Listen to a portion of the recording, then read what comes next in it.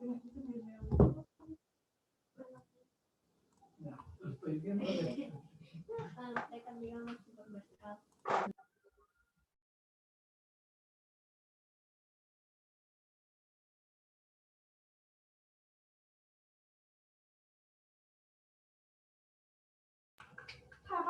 noite, pessoal. Esperar o pessoalzinho. Oi, tudo bem, Pablo? Eu vi seu e-mail. Mas, profesor Felipe, Pablo, buenas noches. Yo había visto su correo electrónico, pero Felipe me envió un mensaje también porque estabas para terminar la análisis estatística. Entonces, estoy a esperar porque una cuestión de tiempo, respecto, cosas así, senão iremos desdobrar por cima, arriba de Felipe, pero no sé si es lo mismo termo me parece un Es que poco sexual en español, arriba de Felipe, ¿no? ¿Cómo se habla? Como cuando se transpone una persona. pasar por encima. Bueno, Hecho, pasar por encima, no sobre Felipe, pasar por encima. Vamos a esperar un poquito y creo que porque como estaba a hacer el análisis, Felipe se limpó todos los datos, está con todo. Si quieres, ya enviar un mensaje para Felipe que si no hay tiempo para hacer, para enviar para ustedes los data que estaba a usar, porque Felipe cambió un poco la tabla. Sacó los datos que estaban inconsistentes y creo que si hiciéramos algo con los datos en la forma bruta, podrías cambiar un poco los resultados iniciales que estaba a enviar para ustedes. Entonces, tienes también el WhatsApp sí, de Felipe, ¿no? es que necesitamos hacer análisis pareado. ¿Quieres hacer empareamiento? Espera un poco, lo próximo. Podemos hacer en lo próximo, va a ser un pareamiento para verificarnos o necesitamos hacer un análisis muy variada con 3 factores: cuarentena, COVID y pareamiento. Parece ser también. Hablas con No, Felipe. me refiero a pareado, saber el dato del jugador Sí, pre-contagio y post-contagio, pero sí, comprendo, específicamente es saber qué jugador, comprendo lo que estás a hablar. porque o si no vamos a inflar el N y van a dar todos o por eso dan todos los P significativos bajo 0.05. Ujú. Podemos verificar el hecho. Hablas con Felipe. Puedes hablar directamente, no tenga miedo. Es que me manda el audio en portugués y no, Ah, todavía no entiendo todo muy claro.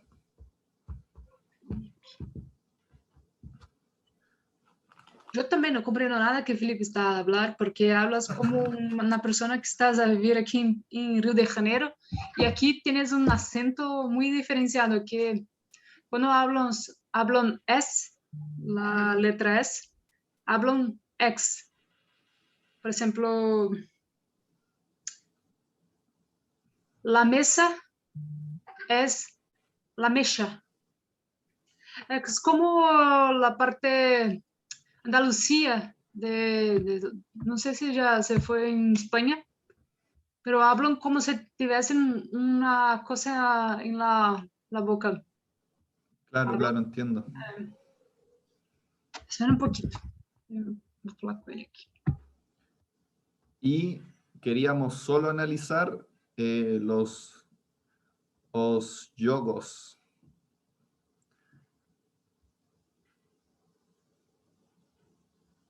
No treino, no treinos. Sí, puede hacer separado, ¿no? A ver.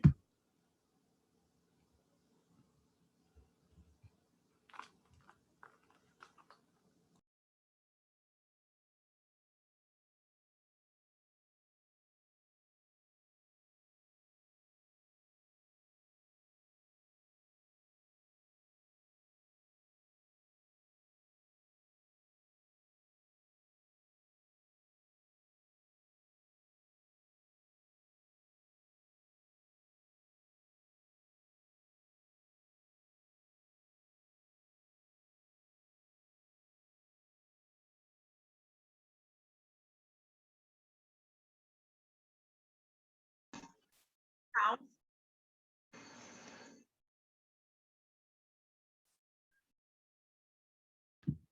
Ei, Michele, obrigada pela live hoje. De nada, à disposição. Achei que eu ia ficar mais nervosa, mas... Ficou nervosa? Começando a pegar o jeito. No começo, né? Depois vai. É tranquilo. Tranquilo, porque... Normalmente, né? A gente está acostumado a dar aula. Eu não tenho problema de falar em público, assim, não fico nervosa. Eu fico nervosa assim, com o conteúdo mesmo. Estudar, né? Falar bem e tal. Às vezes eu falo meio embolado, falo rápido. Eu penso... Acho que eu penso mais rápido que eu consigo falar, aí o trem sai meio... Respira. complicado. Usa uma careta para pontuar. Tá. São estratégias, né, para falar em público. Sim, aham. Aí quando você vê a pessoa tá pegando tudo, né, que tem na mão. Ai, ai. É muito engraçado, né? A gente faz esses sistemas de gatilho. Tinha um atleta que eu assistenciava, a gente criou um monte de sistema de gatilho. E tinha hora que tic-tac confundia.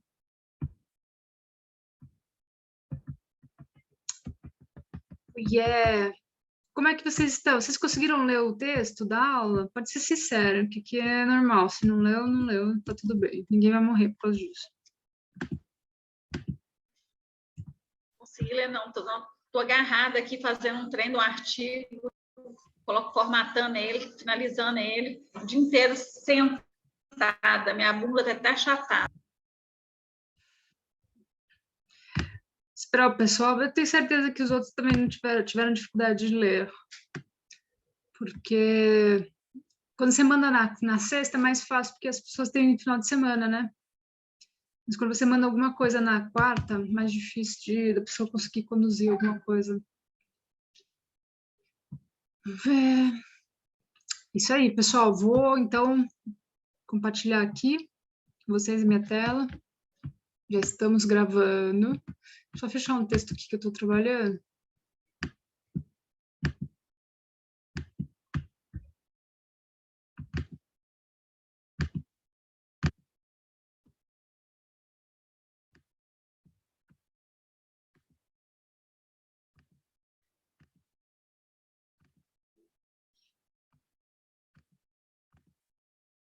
Bem, chegamos num ponto, né, como conduzir a meta-análise 2. Nós falamos na última aula como conduzir estudos dicotômicos. Eu vou voltar um pouquinho só para a gente relembrar, pelo menos a última parte, porque vai ser essencial para que a gente consiga fazer as meta-análises. Como nós conversamos no início do curso, nós vamos utilizar o HaveMan para fazer a análise. Eu vou pedir para vocês lembrarem como é que se faz a introdução dos artigos, mas é uma coisa muito simples, é só vir aqui, né, em inclusão de artigos e colocar as informações específicas de cada um dos artigos para que depois essas informações sejam utilizadas a seguir para a realização da meta-análise, ok? Bem, para realizar a meta-análise, a gente vai vir aqui em análise de dados, né, no Data and Analysis, e depois que a gente clica aqui no Data and Analysis, a gente vai adicionar uma nova comparação. E eu exemplifiquei aqui para vocês sobre efeito na dor de cabeça, né, com café com cafeína e café descafeinado. Essa, por exemplo, esse é um estudo com variáveis dicotômicas, ou você toma café com cafeína ou descafeinado. No caso aqui é um experimental, mas poderia ser um observacional? Sim. Então, se você vai fazer uma tabela 2x2, por exemplo, a população total e uma parte da população, por exemplo, o total de pessoas que utiliza café e o total de pessoas que usa café com cafeína ou descafeinado, também pode ser feito dessa maneira aqui. Então, essas são variáveis dicotômicas que nós falamos, ou binárias. E aí você faz a introdução do nome da variável que vai ser a variável de medida, a variável que a gente chama dependente, e vai colocar o grupo 1 e o grupo 2. No caso, nós usamos cafeína e descafeinado, ok? Cuidado, porque dependendo de como é que você coloca cada um dos grupos, você vai orientar o seu gráfico de uma maneira ou de outra. Então, tem que tomar bastante cuidado na introdução dessas variáveis para que você faça a orientação que você acha mais adequada para o estudo. Então, se você acha mais adequado nortear para a direita os resultados positivos, você coloca para a direita os resultados positivos. Se você acha mais interessante nortear para a esquerda, assim pode ser feito também, tá bom? Eu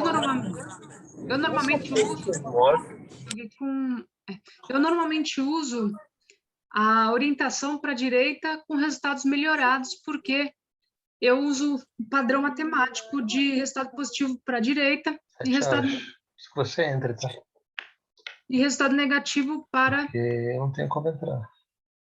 esquerda. Essa aula é... Ok?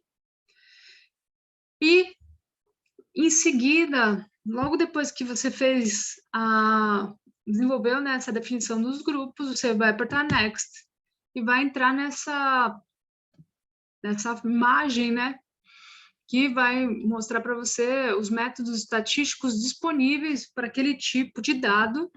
Lembrando que quando a gente faz uma análise de dado dicotômico, ela vai ser feita de uma maneira específica para aquele tipo de dado. E quando a gente faz uma análise para variável contínua, nós vamos usar outros métodos estatísticos, ok? Nós conversamos também sobre o uso de métodos estatísticos para amostras pequenas, mesmo com estudo dicotômico. Por exemplo, esse é um estudo experimental. Então, não vai ter um número amostral grande. Então, nós sabemos que experimentos, eles podem ter um número amostral menor. Então, a gente precisa usar um método de análise estatística que a gente chama de método por análise de máxima verossimilhança. E aí, os resultados são ponderados pelo inverso das estimativas, tá?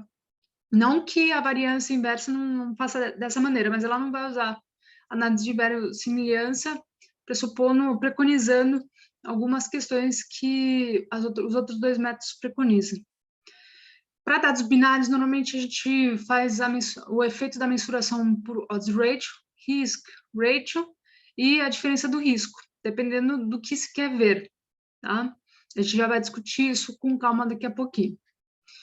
E nós conversamos sobre o modelo de análise. Então, se eu tenho o mesmo modelo de análise, o mesmo protocolo para todos os dados, assim como eu não tenho heterogeneidade, de fato, dentro dos estudos, eu vou usar tamanho de efeito fixo. Mas, se eu tenho essa heterogeneidade, a gente vai usar o efeito randomizado. Bom? Só para a gente relembrar o que foi falado na aula passada. E a gente vai verificar também o intervalo de confiança desse tamanho de efeito. Então, o normal é usar 95%. Então, aqui, de uma maneira mais clara, né, como é que os dados vão se portar dentro do gráfico, né, do lado esquerdo, do lado direito, como vocês acharem mais adequado. E aí, você pode colocar, por exemplo, um subgrupo também. Lembrando que nós mostramos a aula passada, por exemplo, subgrupos de idade. Então, te mostrou um gráfico, um forest plot com, que era de depressão, no Canadá, né, estudos de depressão, divididos em subgrupos pela idade. Então, você pode fazer um ratio de idade se você acha que essa é uma variável determinante dentro do seu estudo.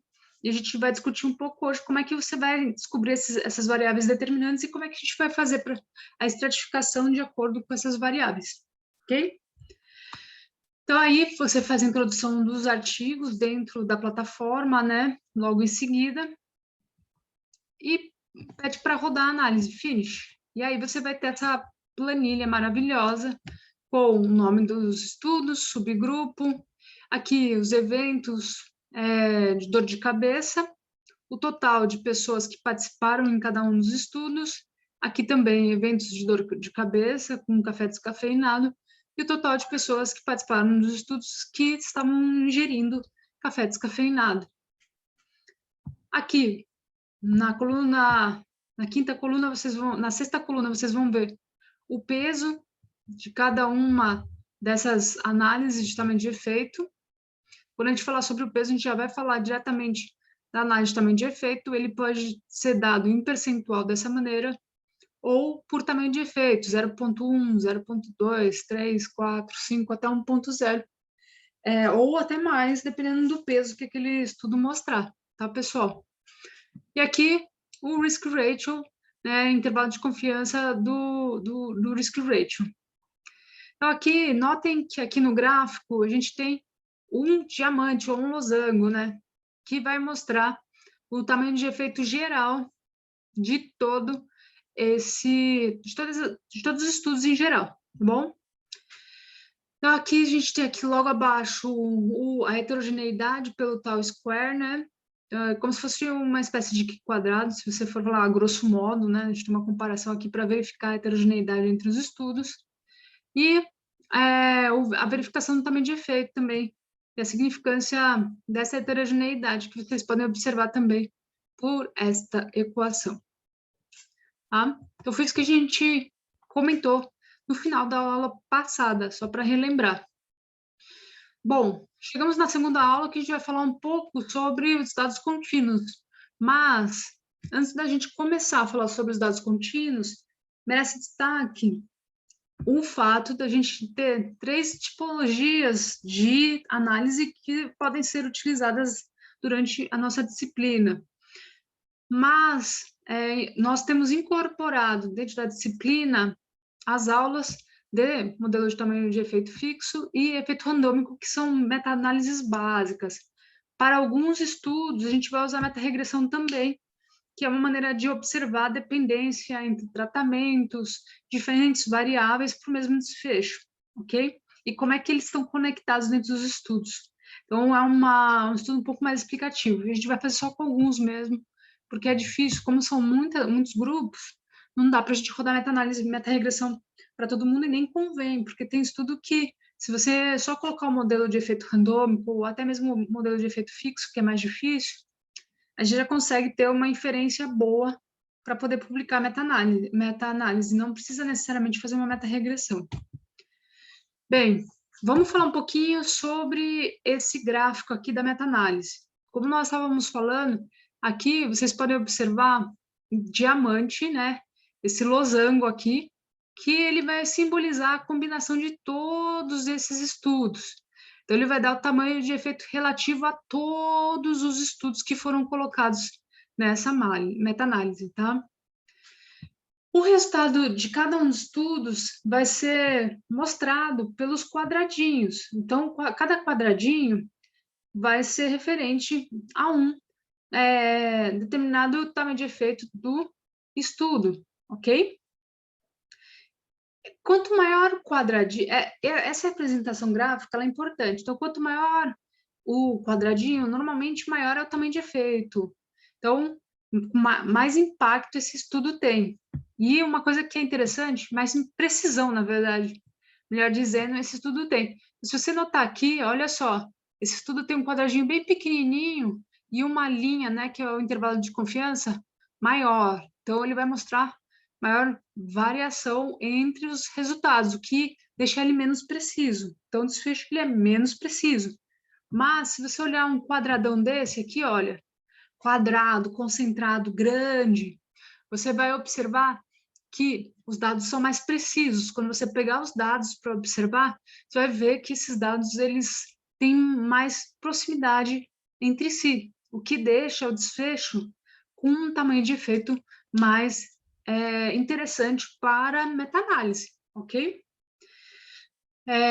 Bem, então, a vantagem de você utilizar esse tipo de plotagem é que você consegue colocar a maior parte das informações num gráfico só. Então, se eu colocar aqui 10 estudos, não fica pesado para observar. Agora, se você pega uma tabela para usar, vai ficar pesado, porque é muito número. Então, se você, por exemplo, aqui atrás, que nós mostramos para vocês, imagina 20 estudos com todos esses dados. O que é mais pesado para vocês observar? Esta tabela ou esse gráfico? Essa tabela, né? O gráfico, você olha e fala assim, nossa, já entendi o que está acontecendo. Você sabe sobre meta-análise, né, pessoal? Bem, mais ou menos isso. Então, um gráfico, às vezes, pode falar a mesma coisa que uma tabela que tem muitos dados, tá bom? Agora a gente vai falar um pouco sobre os dados dicotômicos. Peguei de algumas gravações que existiam lá na internet, que eu tô com um notebook, meu computador está com uma questãozinha aí. Então, depois eu passo também as gravações para vocês, se vocês quiserem. Aqui, por exemplo, o mesmo procedimento de introdução dos dados, não vou entrar em detalhes. A única diferença que tem entre a análise de dado dicotômico e contínua vai ser na escolha aqui. Então, quando você for escolher o tipo de dado, se você tem altura, mensuração de peso, ou qualquer coisa que seja contínua, você vai clicar em dados contínuos, tempo, tudo isso vai vir aqui, ó, dados contínuos, tá bom? Mas a gente vai chegar nessa análise aqui, nessa tabela, uma hora, né, que vai mostrar para a gente os métodos estatísticos que estão disponíveis para dados contínuos. E vocês vão notar que nem o Peto e nem esse outro vão estar disponíveis. Por quê? Porque os dados contínuos, eles invariavelmente vão estar relacionados com a variância inversa, tá? Depois eu vou explicar com calma, a gente vai debater um pouco sobre isso ainda dentro de cada um dos estudos, para vocês poderem entender um pouco mais sobre isso. E a gente vai fazer a escolha do modelo de análise a partir do tipo, né, de protocolo e de mensuração que foi feito, se são similares mesmo. A gente pode escolher o efeito fixo, caso não sejam similares, efeito randomizado, ok? Ou aleatorizado, do jeito que vocês quiserem falar. E aqui você vai ter duas maneiras de fazer mensuração. Você vai ter o efeito mensurado pela diferença entre as médias, que dá uma interpretação prática. Os resultados eles vão vir para vocês na mesma medida que foram introduzidos. Então, por exemplo, se eu quero verificar o tamanho de efeito de crianças que estão crescendo entre 7 e 11 anos, em um estudo com pessoas que praticam e não praticam atividade física, para verificar se a prática de atividade física pode estimular o crescimento dessa criança, eu posso colocar os dados em centímetros. E quando a gente coloca a diferença entre as médias, naturalmente, os dados, o tamanho de efeito vai vir em centímetro. E aí você consegue descobrir se o desfecho é compatível entre um estudo e outro, o que dá uma interpretação prática um pouco mais elaborada, de acordo com o tamanho de efeito encontrado, ok? O que é mais comum de utilizar? A medida de média padronizada em tamanho de efeito. Por quê? Porque ela vai te dar uma interpretação mais qualitativa do estudo.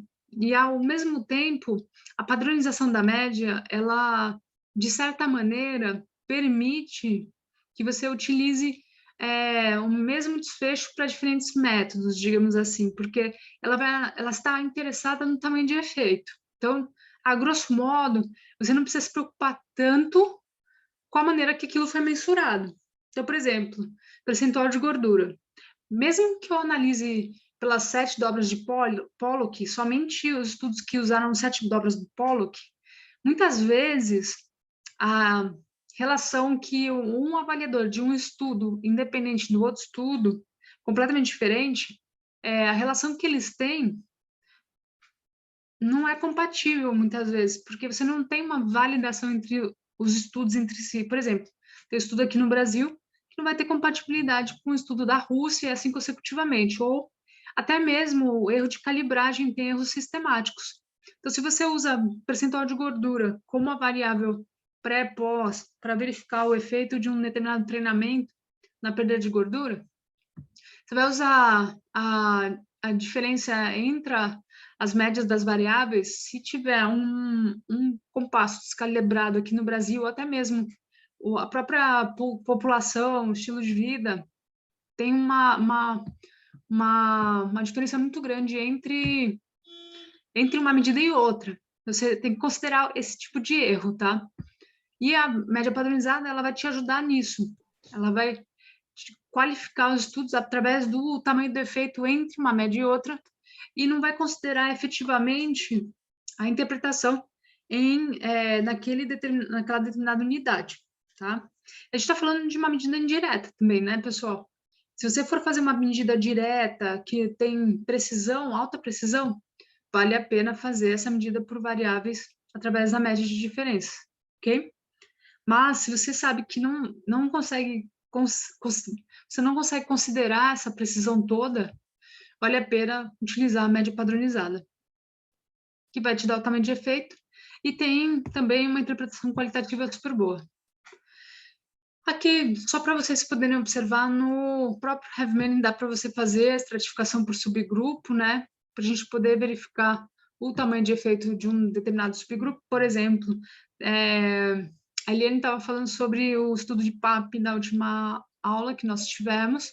Se eu estou fazendo potencialização pós-ativação com pliometria, é completamente diferente de uma potencialização pós-ativação com cargas máximas acima de 93%, por exemplo. E o efeito, com certeza, vai ser diferente também. E aí tem uma interação também com o tipo de grupo que você tem dentro dessa pesquisa e o resto do treinamento todo. Aqui você consegue fazer a estratificação por subgrupo para poder fazer uma meta-análise de maior precisão. Bem, alguma pergunta até aqui para a gente chegar na próxima parte? Não? Tá tudo certo? Tranquilinho? Eu tenho. Pode falar, Lindsay. Lá, quando vai inserir no Heavman os dados contínuos, aí eu tenho médias e o padrão do estudo. Isso. Onde é que eu vou inserir esses dados? Lá em cima no cadastro. Ou até mesmo aqui na tabela você consegue inserir um por um, tá? Se você quiser, você pode inserir um por um, mas normalmente você vai introduzir esses dados quando você for fazer a inclusão do estudo como um todo. Caso vocês tenham dúvida ainda, vai ter tempo no final da aula, a gente vai fazer um estudo piloto, na verdade a gente vai fazer o estudo do texto que foi enviado para vocês, que é importante para a interpretação dos dados. Enquanto vocês estão fazendo esse exercício, eu baixo aqui o HaveMan e mostro para você, para não ter tanto problema para a introdução, mas é bem simples. Então, quando você for fazer aqui a introdução dos dados do estudo, a inclusão do estudo, peraí, não é essa aqui não. Quando você for fazer a inclusão dos estudos dentro do HaveMan, ele vai pedir os dados. Então, você vai poder fazer a introdução dos dados. E uma outra maneira de fazer também é na própria planilha, que também dá para fazer, a grosso modo, tá? Não tem problema, essa planilha ela é mutável. Então, se, por exemplo, você introduziu aqui um estudo aqui, esse aqui, Amor e Cofea 2000, você consegue mexer nesses dados aqui na planilha. Tá? Não é difícil, não. É só digitar como se estivesse no Excel. Tá bom? Difícil? Não? Tranquilo, né? Não, ok, obrigada. Nada. Tá, aqui como conduzir a meta-análise, a gente já falou também, né? Principalmente sobre os dados contínuos. Antes de passar para a próxima atividade, só vamos fazer um checklist. Todo mundo está aqui, dos grupos? Todos os grupos estão aqui? Fala em si. Controle postural tá, boa noite. Boa noite, controle postural. Bem, vamos lá. Vou fazer um checklist com vocês rápido para a gente ver, porque tinham alguns grupos que estavam um pouco atrasados. E para essa disciplina é importante tentar manter o diálogo sempre em dia com ela, porque senão não dá tempo realmente de fazer. Por isso que ela foi alongada, porque antes ela era feita em um mês e não tinha tempo hábil para fazer, porque os alunos tinham outras tarefas. Mas quando a gente alonga, não é para vocês darem prioridade para outras coisas, muito pelo contrário.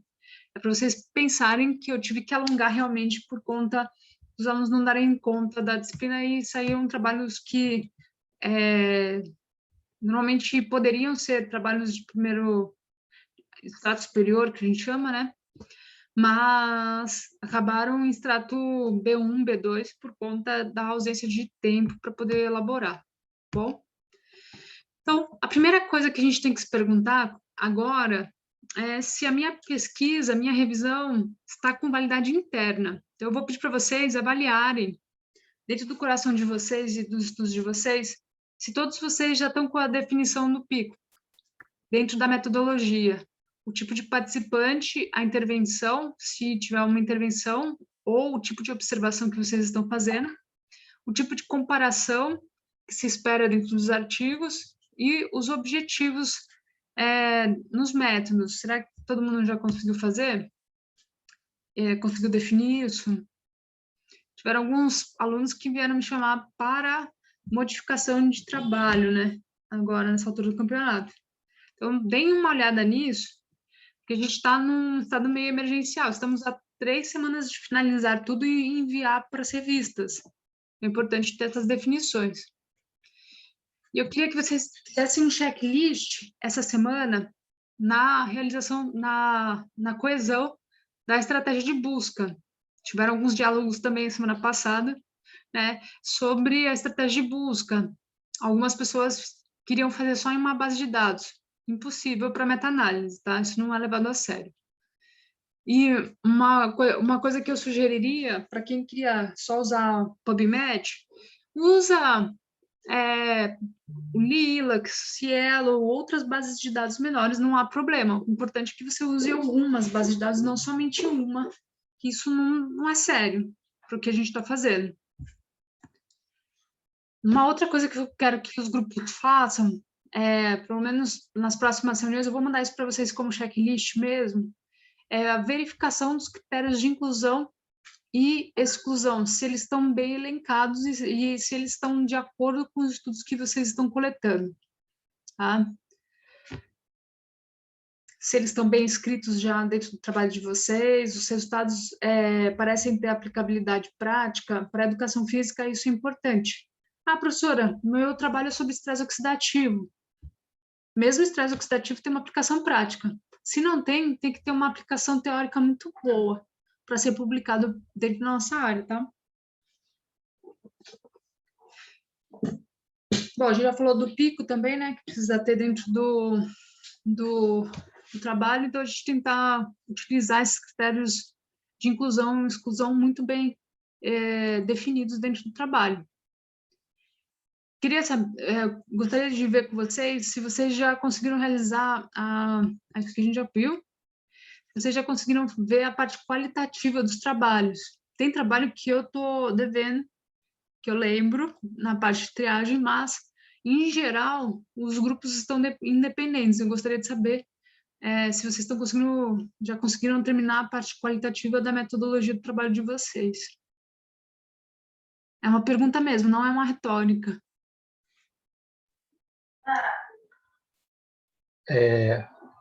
Oi, Bianca. Nosso grupo, a gente já conseguiu fazer essa etapa. Tá? Show. Além do grupo do Fábio, quais grupos já conseguiram fazer a qualificação dos estudos? O pessoal da perda de peso, combate também já qualificou, né?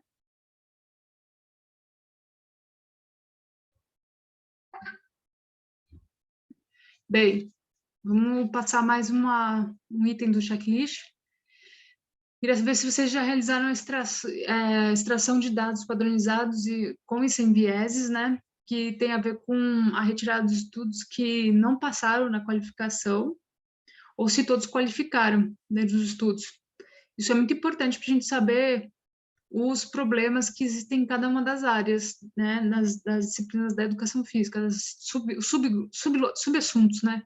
Que a gente tem e de outras áreas que estão aqui dentro do grupo. Isso é importante, pessoal, tirar os artigos que não têm qualificação para estarem dentro do trabalho, tá bom? Bem, a gente precisa saber também se alguém já realizou a meta-análise ou está esperando para fazer. Alguém já começou a tentar fazer? Ou é porque eu pedi para vocês esperarem, né? Bom, depois da meta-análise, vai ser importante vocês terem os parâmetros dos resultados sumarizados, tá? Como está aqui dentro da apresentação de vocês. Esses métodos de quantificação, eles são importantes para a contribuição dos estudos na análise. Então, é importante que vocês vejam se isso está ocorrendo, se esses achados são precisos, se a estimativa pode contribuir realmente para colocar o desfecho como um consensual dentro da área. E eu coloquei aqui mais alguns parâmetros para vocês utilizarem dentro das pesquisas de vocês, né, quando vocês forem fazer o checklist para ver se ela está de acordo com o que é esperado para a publicação. Então, a ideia central é que você utilize uma análise, uma meta-análise de acordo com os seus resultados, os seus dados. Então, se você tem dados binários, categóricos, usa odds ratio, risk ratio, entre outros métodos que nós temos para esse tipo de dado, ok? Se você tem dados contínuos, é importante verificar a diferença da média ou a diferença da média padronizada, como nós falamos. Não confundir os métodos para que você consiga ter uma análise melhor, mais adequada, na verdade, dentro da área. E é importante ter bastante destaque para a heterogeneidade, uma vez que, quando a gente visualiza a heterogeneidade, isso pode predizer várias coisas para a gente. Uma, que é a importância de usar um subgrupo para aquele determinado dado, caso tenha essa heterogeneidade entre todos os estudos, ou a outra é o fato de você estar com dados que não são fracos, não são consensuais, o que enfraquece muito a análise. Bem, então um outro checklist é verificar a heterogeneidade. Se o resultado que é expresso em percentual, ele representa uma inconsistência de até 25%, tá tudo certo. Mas se tiver mais de 75%, estrangula, porque não é positivo você publicar um tamanho de efeito com tanta inconsistência, ok? Ah, professora, isso pode mostrar a fragilidade da área? Sim. Se for só para mostrar a fragilidade da área, tudo bem. Mas se for para explorar os resultados como prática aplicada, no máximo até 25%, e assim, forçando muito a barra, 50% de heterogeneidade, tá certo? Depois, na discussão, vai ser importante, pessoal, nortear o texto para a aplicação prática, uma vez que as pesquisas hoje, quando a gente publica nas revistas em geral da nossa área, elas procuram textos que consigam traduzir na discussão o que foi achado nos resultados para uma aplicação prática. Então, por exemplo, se eu achei um tamanho de efeito alto para uma aplicação de um exercício um exercício concorrente para gestante, que é um dos temas aqui, então eu posso colocar isso dentro da discussão. Foi achado um tamanho de efeito grande para tal e tal exercício, o que constata a aplicação prática de tal e tal método para tal e tal público. Aí você compara, exemplificado pelos trabalhos X, Y, Z, você precisa nortear por trabalhos singulares também essa discussão, tá bom?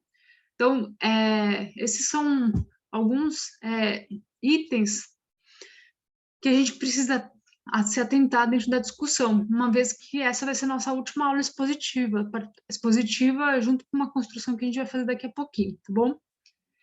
Espero que vocês tenham entendido até aqui, né, o que a gente tem que fazer, tanto na metodologia da meta-análise quanto na parte de descrição dos métodos.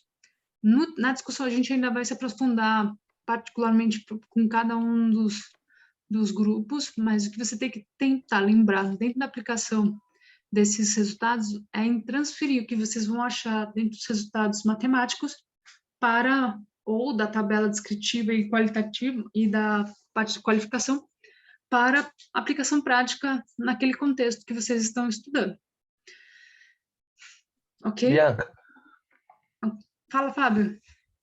Olha só, isso é uma coisa que me preocupou, né? E assim, talvez não, vou precisar da tua ajuda, como de repente do Léo, que tem mais experiência no grupo sobre isso, em relação a essa questão da heterogeneidade dos estudos, né? Porque assim, no nosso trabalho, você já sabe que a gente tem na questão do controle postural, né? Muitos problemas em relação a metodologias muito diversas, formas de análise. De vocês vai ter que ir direto para a meta-regressão, Fábio. Pois é. Estudos. Tá muito, quando é muito complexo, que nem o de vocês, a gente já sugere uma meta-regressão para poder fazer a correlação entre as modalidades para aquele desfecho, ou entre diversas variáveis que vocês estão coletando, mas a gente precisa estudar os dados para ver o que vai ser mais interessante dentro do estudo. Você mostrar uma heterogeneidade muito grande vai enfraquecer ao invés de melhorar a área, né? Então, é exatamente isso que eu estava falando, porque a impressão que dá quando a gente começa a ler e ver os artigos dentro dessa área, principalmente aqueles que a gente qualificou, é justamente isso. Se a gente apresentar da forma como está ali, você mostra uma coisa muito fraca, né? Sim, é muito complicado. Vai ser importante a gente tomar um pouco de cautela nesse sentido, para que a gente não tente forçar um tamanho de efeito que não cabe. No trabalho de vocês não cabe tamanho de efeito.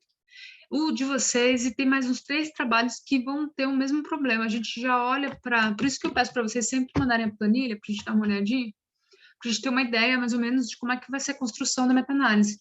Tem um amigo meu que fez uma meta-análise e publicou no artigo, num periódico muito bom, mas que foi chacinado porque estava com erro da tipologia da análise, né? Porque ao invés dele usar a diferença entre as médias ou a média padronizada, ele usou odds ratio para dados contínuos, que é uma coisa muito grave. Eu não sei como é que passou entre os revisores isso, que assim é uma coisa para quem estuda meta-análise fala assim, nossa, isso aqui é erro de graduação. Então, a gente tem que tomar um pouco de cuidado com isso. Então, às vezes, se você vê dados muito heterogêneos, se você não for falar sobre isso na discussão, você pode até ter dados heterogêneos. Eu estou trabalhando agora numa meta-análise que ficaram com dados muito heterogêneos, que é para falar sobre a área. Falar, olha, nessa área devia ter mais padronização, deveria ser feito X, Y, Z e tudo mais, para que a gente possa subir o artigo, né?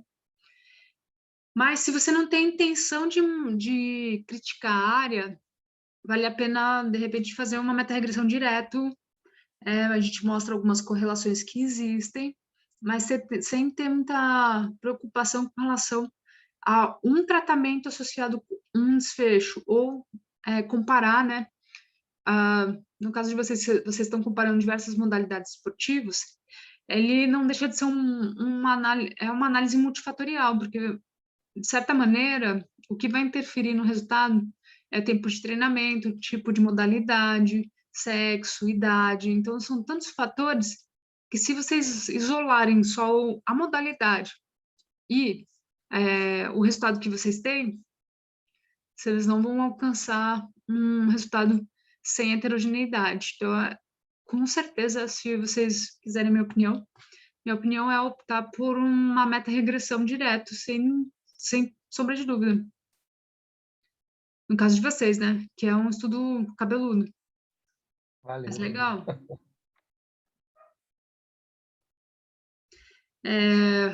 O que a gente vai fazer agora? A gente vai fazer um exercício. A gente vai pegar... Vou passar esse checklist, a gente vai fazer junto. Vocês vão pegar os artigos que a gente separou na quarta-feira para a gente fazer a revisão crítica desses artigos baseados nisso que a gente acabou de mostrar para vocês. Por quê? Quando a gente faz com o do outro, é mais fácil de criticar. A gente não está dentro do estudo.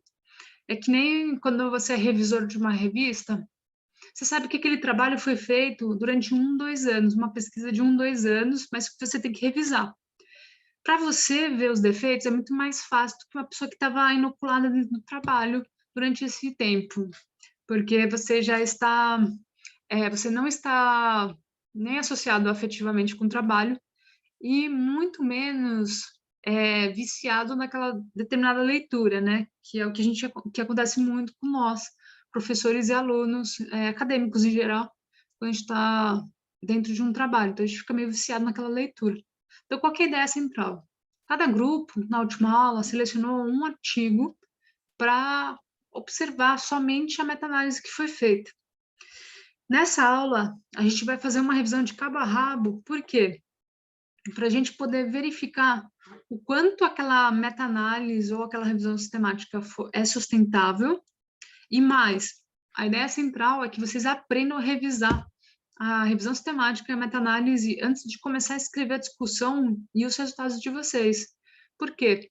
Muitas vezes, se você não tem esse exercício crítico, quando você vai fazer, a escrita fica muito ruim. Então, é importante vocês fazerem a leitura para vocês verem de uma maneira crítica como foi feito, para melhorar o próprio trabalho, tá bom? Então, a gente vai ter 20 minutinhos agora para fazer uma leitura crítica dos textos que já foram selecionados na quarta-feira.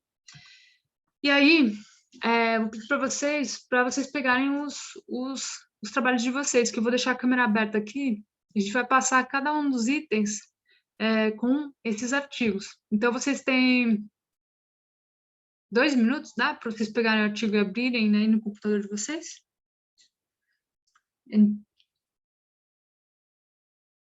Alô? Tem alguém aí? Vamos, grupo. É igual sessão espírita isso. Todo mundo aqui. Tá todo mundo aí? Todo mundo. Uhum. É igual sessão espírita isso. Mas é o... Ninguém fala, né? Tá todo mundo na meditação. Hoje eu vou fazer o seguinte. Eu vou falar aqui o item e vocês vão procurar no artigo, ok? Combinado? Eu ia deixar a câmera fechada, deixar vocês fazerem isoladamente, mas acho que vai ser importante esse diálogo que a gente vai estabelecer passo a passo. A introdução, galera, eu sei que vocês sabem fazer, porque se vocês não soubessem fazer a introdução dá para fazer, né? Depois a gente vai ver como é que a gente vai fazer a análise da introdução, mas a gente vai começar a análise a partir do método, que é o que vai... A partir do método é o divisor de águas entre uma boa meta-análise e uma meta-análise ruim, tá? Porque a introdução boa, se você tiver atenção e tiver treinamento para a escrita, você faz uma boa introdução. Mas a partir do método depende muito de como foi feito o procedimento do estudo. Ok? Então a gente vai pegar... pega dos objetivos direto, aí a gente vai fazer análise a partir do objetivo, pode ser? Pode. A Oi. gente vai pegar um artigo de outro grupo, né? Pelo que eu estou entendendo. Então, eu estava pensando em pegar... Vocês podem até pegar de outro grupo ou outro artigo, não tem problema. É importante a gente criar a crítica aqui. Fazer fofoca. Ou o próprio que a gente analisou na quarta. Pode ser. Eu pensei no próprio artigo, porque a gente tinha pedido para vocês selecionarem um artigo que tenha mais a ver, né, com o que vocês vão fazer. Então, vocês podem escolher o que vocês querem. Se vocês querem pegar outro artigo, não gostou daquele, ou quer pegar um artigo de outro grupo, fiquem à vontade. O importante é a gente tentar fazer esse exercício crítico para que vocês consigam transferir isso depois para o trabalho de vocês. Uma pessoa só escreve bem artigo quando lê muito. Então, e lê com crítica. Por isso que a gente fica bem chato na vida real. Então, assim, você vê um bom acadêmico, ele está vendo muita coisa na sociedade. Tem muita gente que toma remédio, né, até, mas porque você começa a ficar muito crítico, né? E aí você transfere isso para sua vida, que é normal. Então você tem que tomar cuidado, né, com isso também. Não tem nada a ver com a nossa aula, mas é importante falar para vocês tomarem cuidado com o que vocês vão fazer na vida de vocês. Porque eu já vi bastante gente fazendo coisas que não tem nada a ver, né? Enfim. Mas a ideia central é você ficar crítico para os artigos, tá? Você não precisa criticar tudo que está ao redor, ok? Vamos lá, então. Vamos observar a validade interna dos artigos? Então, peguem os artigos, cada um com o seu artigo. Bom, a primeira coisa que a gente vai ver chequem aí. O título do artigo, ele tem a ver com o objetivo especificamente, sim ou não? É uma pergunta dicotômica, tá? E vocês podem responder sim ou não. Sim. Obrigada, Gabriel. Estava me sentindo meio sozinha aqui.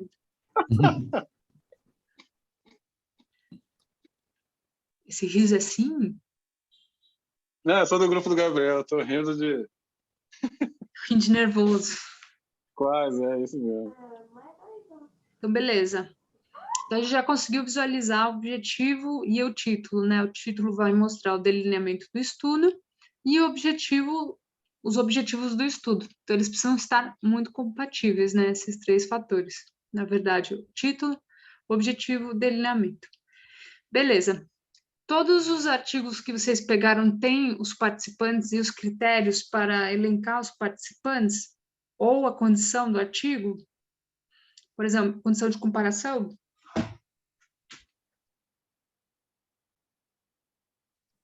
Isso tem que dar uma olhada aqui, mas eu acho que sim. Dou 2 minutos aí para vocês poderem olhar. Se outras pessoas quiserem falar também, é bom para a gente sentir acolhimento na sexta-feira à noite. Ô, Gabriel, pelo que a gente viu na quarta-feira, tinha sim, mas confirma aí.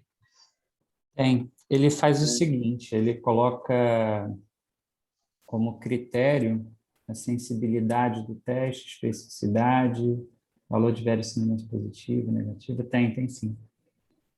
Beleza, então o grupo do Gabriel tem. Michele, o seu grupo tem a parte de participantes e condição? Por aí? A parte de? Participantes ou condição de estudo?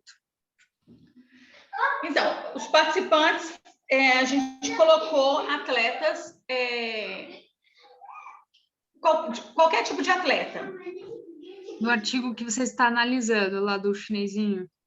Chinês, não chinesinho, não sei se ele é pequeno. Ele utilizou, foram vários tipos de atletas.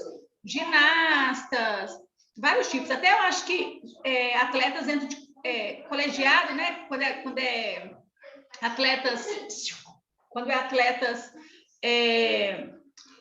estudante ainda, tem artigo a respeito, tem artigo com esse público também. Então, é bem heterogêneo também o estudo. Ele fez subgrupo. Ele fez subgrupo. Ele fez subgrupo. Bom saber. Lindsay, no artigo de vocês, tinham participantes e condição? Não sei se está aí. O povo tá, mas não está. Eu estou tentando abrir aqui o arquivo, a internet não está ajudando. Não tem problema. O importante é a gente exercitar esse olhar que é crítico com relação aos outros artigos e ao nosso próprio artigo. Além de condição e o tipo de pessoa que está dentro do artigo, verificar o tipo de comparação que foi feita também é importante, uma vez que alguns tiveram comparação de condição-controle, por exemplo, o SHAM, TDS, né, que a gente estava mostrando para vocês, e outros têm a comparação entre placebo e experimental, ou café descafeinado e com cafeína, ou grupo controle e grupo experimental. Então, tem que tomar bastante observação com relação a isso. Para observacionais, normalmente vocês vão encontrar população versus quantidade de eventos, né, que ocorreram dentro de uma determinada situação que se objetivo é pesquisar. Tá? Tudo isso precisa ter dentro da parte dos nossos métodos. Agora, pelo que eu estou lendo aqui, eu consegui abrir agora. Pelo que eu estou lendo aqui, juntou júnior, sênior, feminino e de vários níveis competitivos, né? O que é uma coisa que não é muito boa, eu acho. Pode tornar mais heterogêneo os dados, né? Só que acontece que é um teste que analisa um teste de performance, né? Que é o Special Judo Fitness Test. Então, se eu junto artigos de júnior e sênior, já é um diferencial aí. E ainda junto de diferentes níveis competitivos. E que ano é esse artigo mesmo? Deixa eu ver aqui.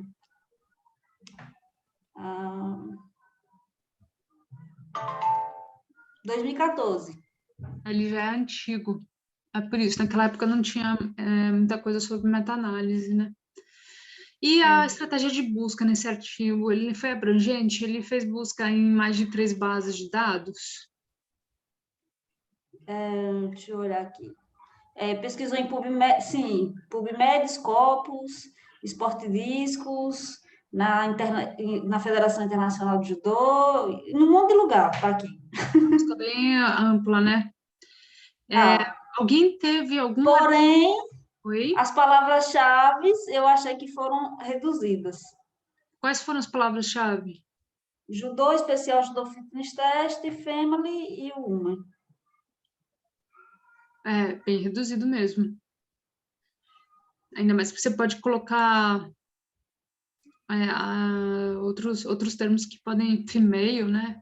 Tanto é que eles só acharam 76. Não, peraí, eles acharam 85, 95, 103 artigos. De repente, refazer esse artigo pode ser uma coisa interessante para quem é do judô, pessoal. E a partir Professor, Oi, Fábio. aqui o meu só buscou em duas bases, PubMed e Web of Science. Foi publicada aonde essa meta-análise? Sport Medicine, 2019. Então, galera, vocês notem que é um estudo que saiu no Sports Medicine com só 2 bases, se vocês fizerem tudo certinho, tem uma alta probabilidade de vocês entrarem no estado superior, porque esse é um erro bem grave para a abrangência de busca. Vocês conseguem notar, conseguem começar a notar essas coisas? Tá dando para notar, né? E assim, com as nossas próprias buscas, a gente já consegue ver isso.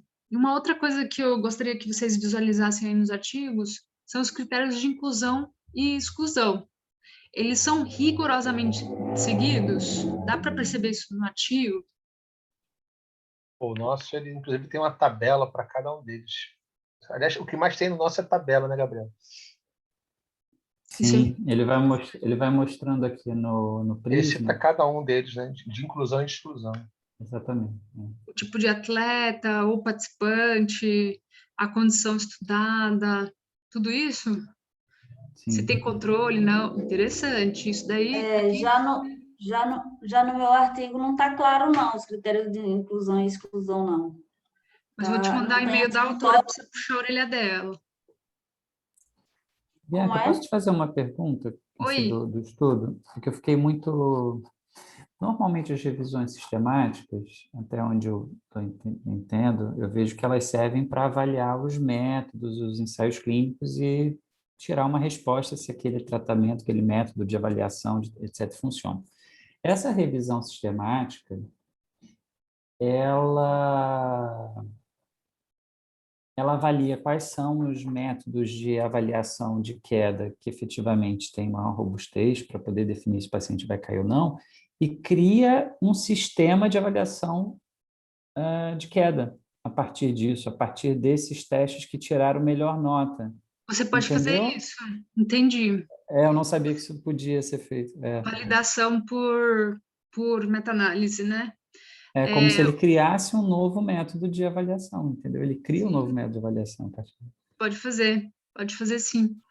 Seria a aplicabilidade do estudo, isso? Exatamente. Você pode fazer a aplicabilidade do estudo com a validação de um método, até mesmo da Lindsay também. Ele é mais ou menos parecido com esse daí, porque antigamente, quando a gente fala de aplicação prática dos estudos, é exatamente essa. Então, com a meta-análise, você vai validar métodos de intervenção, avaliar formas de avaliar, entre outros instrumentos. Então, a gente sempre faz a meta-análise pensando que a gente pode fazer a validação de novos instrumentos, a gente dá uma nova perspectiva para a área, né? Tanto para o desfecho, né, a aplicação do desfecho na parte aplicada, como com a criação de novas formas de avaliar e validação de tratamento, por exemplo. É legal fazer a meta-análise porque a gente consegue ter esse tipo de relevância da aplicação prática dos resultados.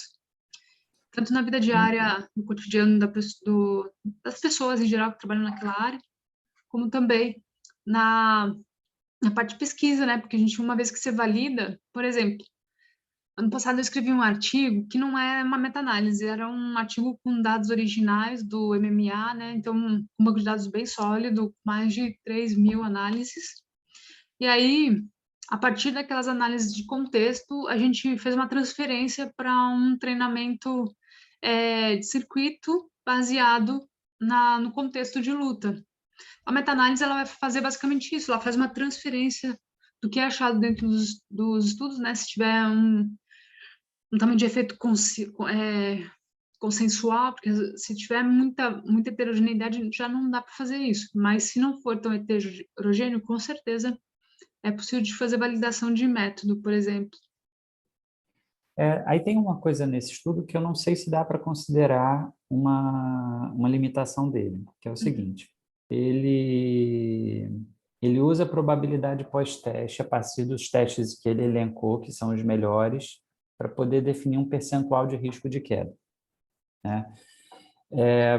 Usar a regressão logística multivariada me parece um método estatístico melhor para chegar nesse resultado do que a probabilidade pós-teste. Mas, por um lado, me parece que a regressão logística multivariada não é uma coisa clinicamente fácil de ser usado, não é um método tão factível à beira-lei. Tu está entendendo o que eu estou falando?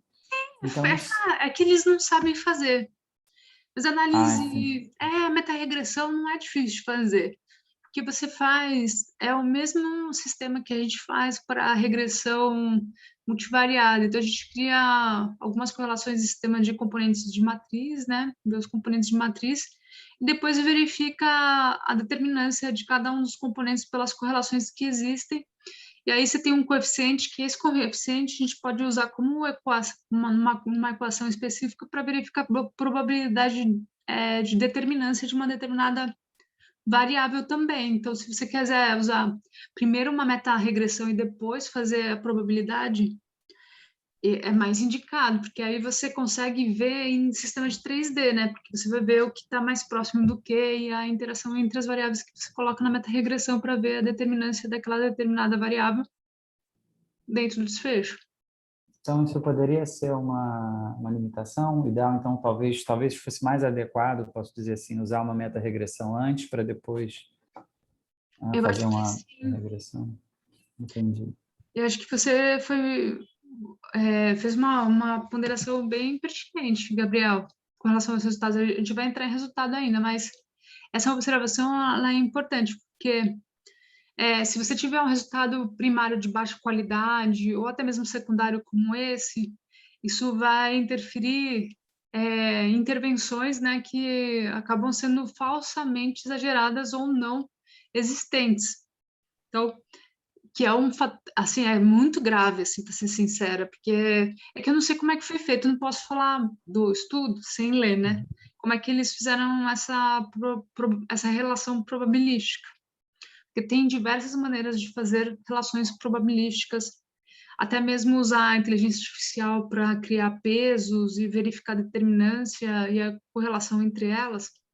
Isso é possível dentro de meta-análise. É só uma questão de sentar, observar os dados e ver o que mais cabe. Demanda um tempinho e pelo menos uns 2, 3 dias rodando aqueles dados para você ver o que fica melhor, né? Mais adequado para aquele tipo de interação, né, que você tem. Mas factível. Entendi. O que a gente precisa sempre ter, mesmo, olha só, a gente está indo de um estudo interessante a nossa discussão, porque a gente está dentro da disciplina com estatísticas muito básicas, que são estatísticas de tamanho de efeito para a meta-análise, e a gente já está criando um laço para ir para as estatísticas mais avançadas e até mesmo inteligência artificial. O que a gente precisa ter um pensamento aqui entre nós comum? É a qualidade. Então, sempre primar pela qualidade. Então, não importa se você vai fazer só o tamanho de efeito pela análise de efeito randomizado. Se ela tiver qualidade, tá ótimo. Se você vê que não tem qualidade, descarta e faz outra análise. Tá? O importante é deixar essa meta-análise com uma análise estatística de qualidade, porque, às vezes, quando a gente tira a qualidade, você vai criar uma série de fatores de confusão e aí recebe muita crítica, é meio complicado para o meio acadêmico. Ou não faz, né? Porque tem várias pessoas aqui da Quali, por exemplo, que não vão fazer meta-análise, não cabe. Então, vão fazer outras análises que são aspectos também importantes, né? Não é só a extração de dado. Então, elas as pessoas já fizeram as tabelinhas, né, da revisão, e agora vão passar para análise de discurso, que dá muito trabalho, para ser sincera, mas que vale a pena também para a tipologia do estudo que é feito nessa área, né? Então, toda a área tem um diálogo aí. Bem, agora para vocês, a gente entrou em métodos, então, dentro dos métodos de vocês, deem uma olhada na meta-análise e vejam se vocês concordam. Hoje a gente falou sobre análises contínuas, né, de dados contínuos, na quarta-feira a gente falou sobre análises de dados dicotômicos ou binários ou categóricos, do jeito que vocês quiserem falar. Deem uma olhada nos estudos de vocês, se o tipo de dado que é e o tipo de meta-análise que foi feita, por favor. E se vocês concordam. Aqueles que não concordam, por favor, falem publicamente para a gente poder discutir.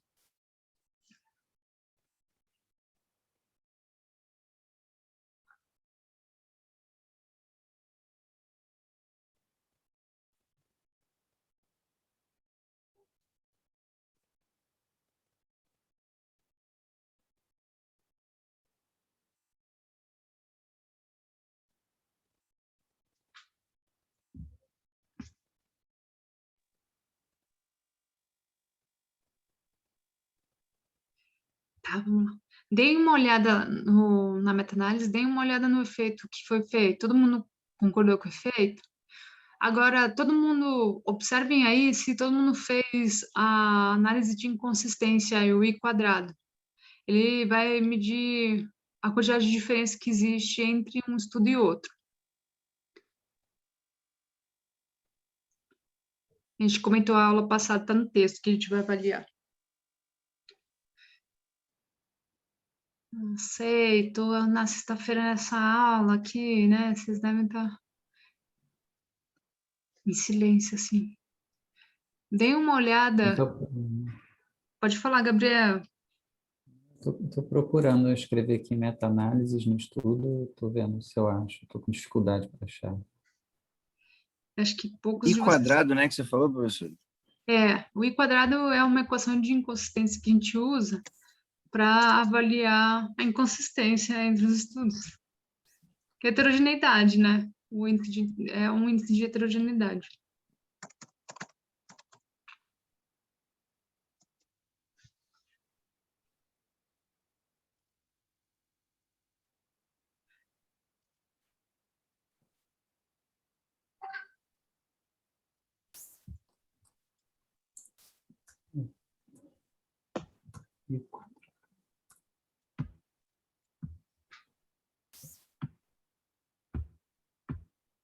Eu tenho a impressão que ele não cita no estudo, é possível? É possível. Se não tiver análise de heterogeneidade, ele não fez. Dê uma olhada se está escrito a palavra heterogeneidade, heterogeneity. Não achei, não. Então, esses estudos que vocês pegaram, vocês lembram a plataforma? Eu achei. Achou? Oi, Fábio. Então fala um pouquinho. Foi baixa heterogeneidade e heterogeneidade, enfim.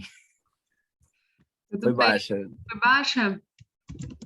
Para medida de potência média e o tempo de completar os desafios de tempo, né? Ah, legal. Obrigada, Fábio, pela sua colaboração para nossa aula. Quando Claro, eu pesquisei palavra-chave, não sei se ajuda o pessoal aí. eu acho que vai ajudar. Estou baixando o RapMan agora. A gente vai fazer um exercício onlinemente falando. Agora que vocês já ficaram craques na parte de... deixa eu fazer aqui o cadastro, ter que pensar em outro link para aí.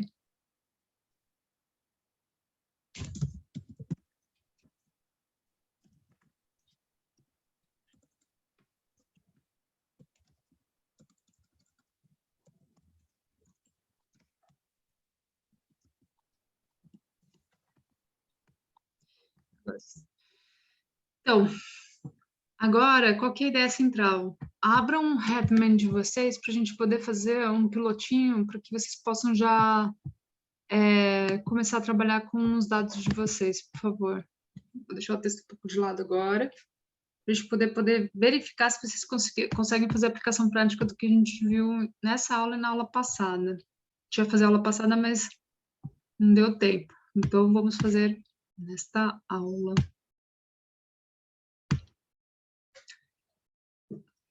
Já abriram HaveMed? Aberto. Beleza. Então, tentem introduzir um estudo. Já tem estudo introduzido nas primeiras aulas?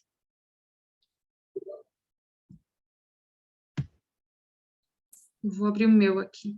Todo mundo já está com o HaveMed aberto, gente? Me deem um feedback.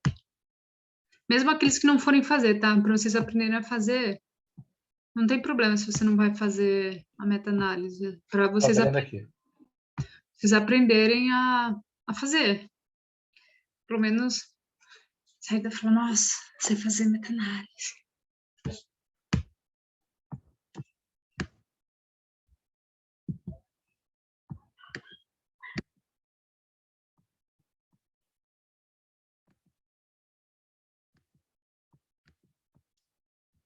Vou começar um novo trabalho.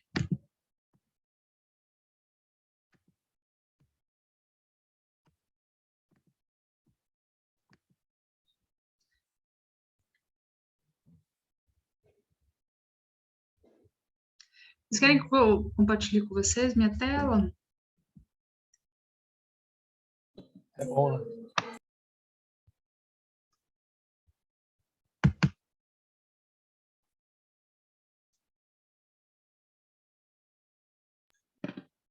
É para criar uma nova revisão, né?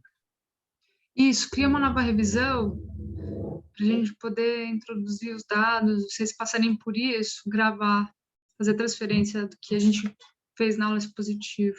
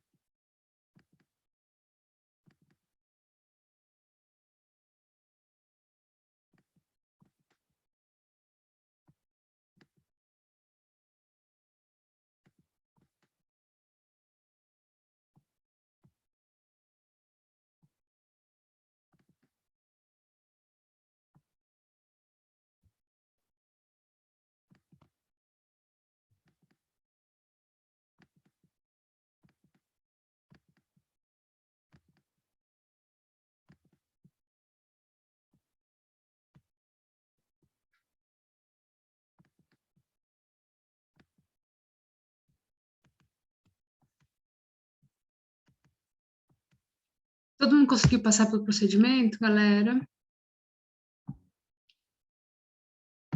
Vocês foram nas características dos estudos?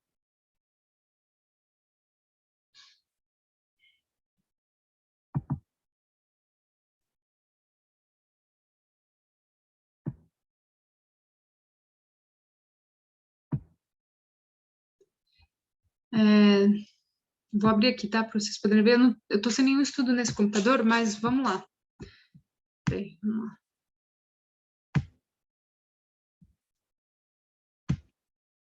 Beleza, estão vendo a minha telinha aqui? Então, quando você abre aqui, abrir, aqui vocês podem ir no estudo e podem fazer o risco de bias aqui atrás, tá? Para quem ainda não fez, ou quem quiser fazer pelo HaveMed, é possível fazer toda a parte de risco de viés aqui no próprio estudo, bom? Então, você tem que colocar aqui o estudo, né? Eu estou sem nenhum estudo aqui, porque eu acabei de baixar esse programa aqui no computador, mas para vocês poderem visualizar. E dá para vocês fazerem todos os riscos pela própria caracterização do estudo, ok? Caso vocês queiram. Depois que vocês vieram aqui, A ideia central para fazer análise é você vir aqui no Data and Analysis, tá? Eu não vou conseguir, acho que, abrir, porque eu estou sem nenhum estudo, mas tentem clicar aqui, cliquem com os dois botões, duas vezes aqui no Data and Analysis, precisa ter estudo incluso, né? Caso vocês não tenham também, sugiro fortemente incluir um estudo. Posso baixar aqui um estudo também, incluir, mas cliquem aqui no Data and Analysis, por favor.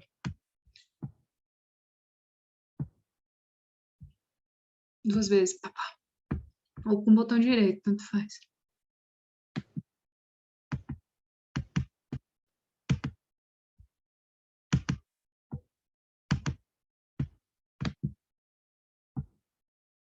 Vou adicionar um aqui só para a gente fazer, tá bom?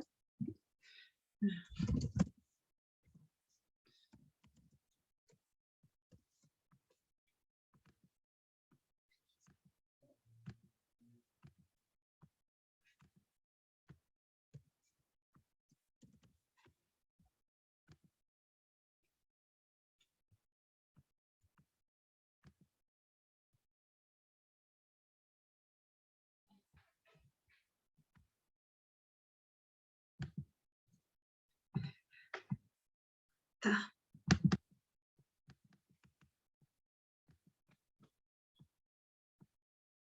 Adicionei um estudo para poder fazer para vocês verem. Então, eu estou aqui, coloquei, menti, né? Eu coloquei aqui Miarca 2020, que é o meu sobrenome. Então, eu vim aqui em Data Analysis, adicionar uma comparação, e vou colocar aqui uma comparação, sei lá, não sei, vocês inventem uma comparação, vou colocar aqui, chuta aí, gente, só para me ajudar aqui na nomenclatura. Que comparação? Ah, vai, o café, cafeína, vai.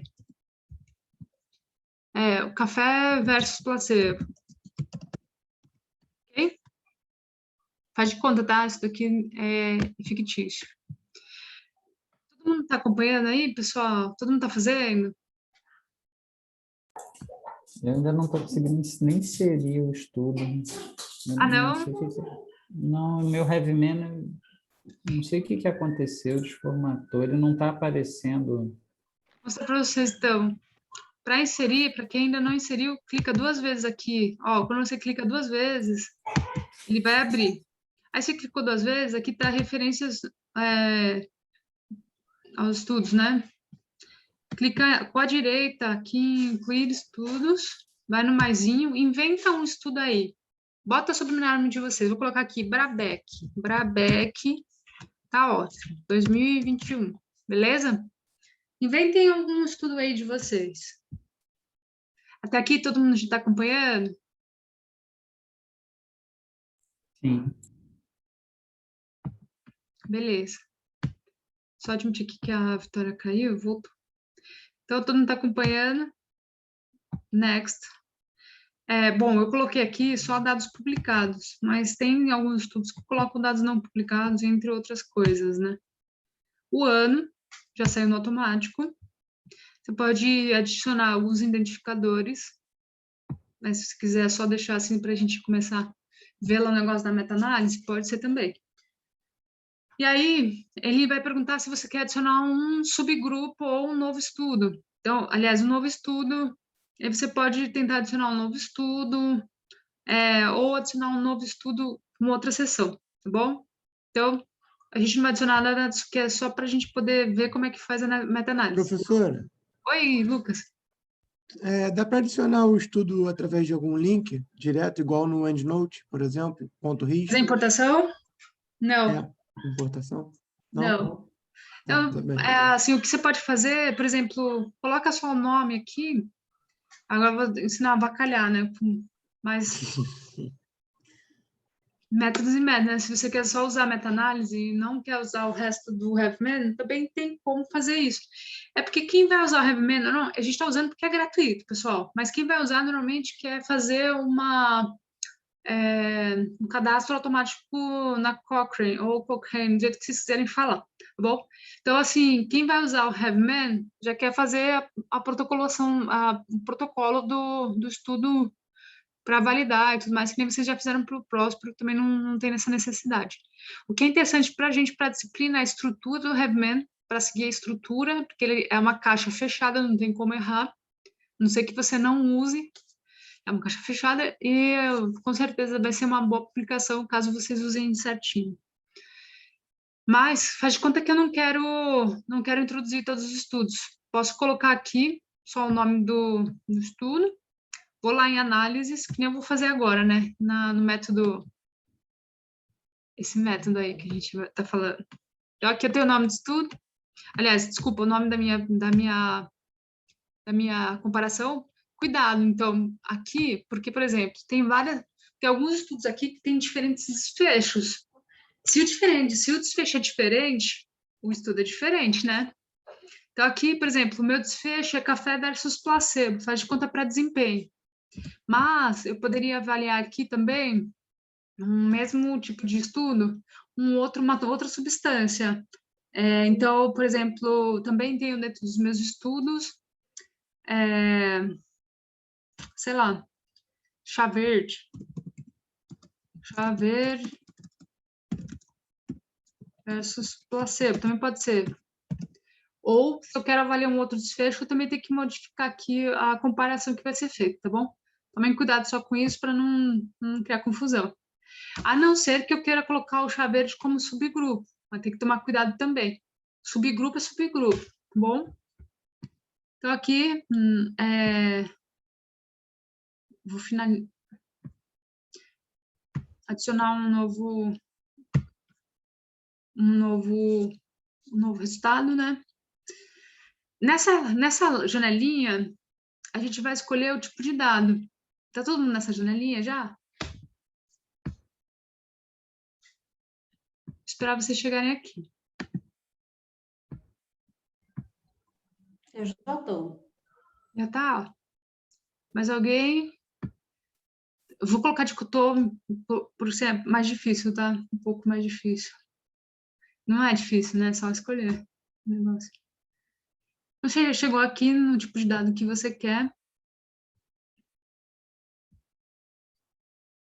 Aqui, só explicando para vocês, esses dois métodos, eles são métodos estatísticos, tá? Então, por exemplo,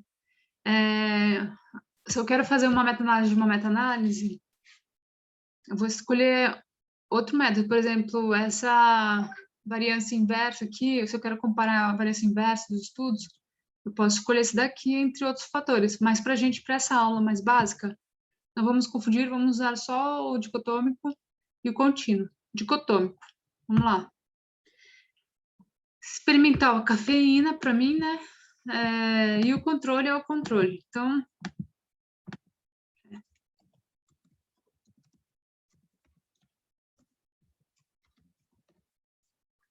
next.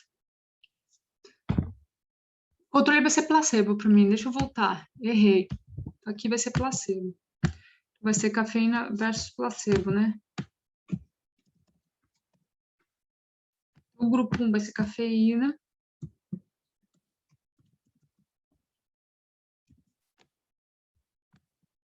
Grupo 2, placebo. Next. E aí eu vou escolher o meu método estatístico. Como é experimental o meu, eu vou deixar aqui mesmo, né? Esses dois são muito parecidos, tá? Então, eu vou deixar nesse aqui mesmo. É o Mantel-Hansel, sei lá como é que se fala. Vou deixar nesse aqui mesmo.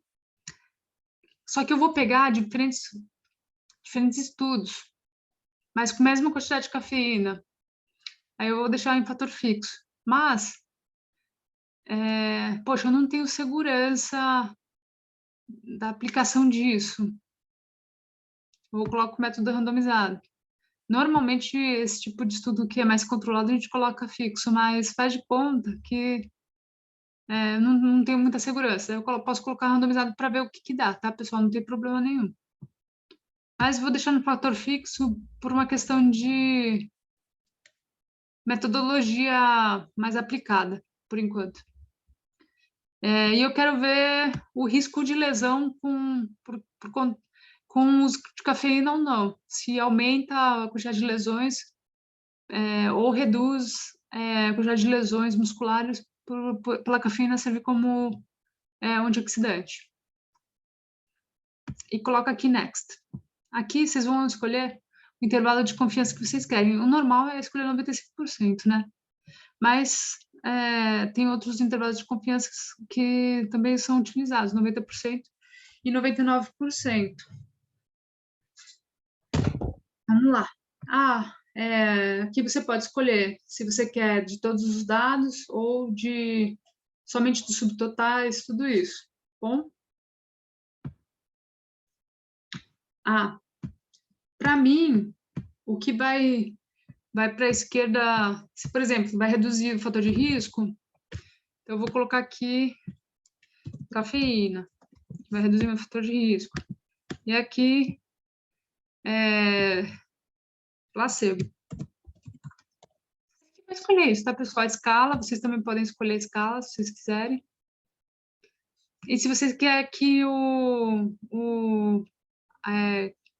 que o estudo seja organizado pelo ID, pelo tamanho de efeito, ou pelo risco de viés, ou pelo peso, e é isso consecutivamente. O normal é organizar pelo ID, né? Mas tem gente que organiza pelo tamanho de efeito, que nem eu já mostrei para vocês na última aula, no negócio aquele estudo que verificava o tamanho de efeito dos artigos associados com a idade.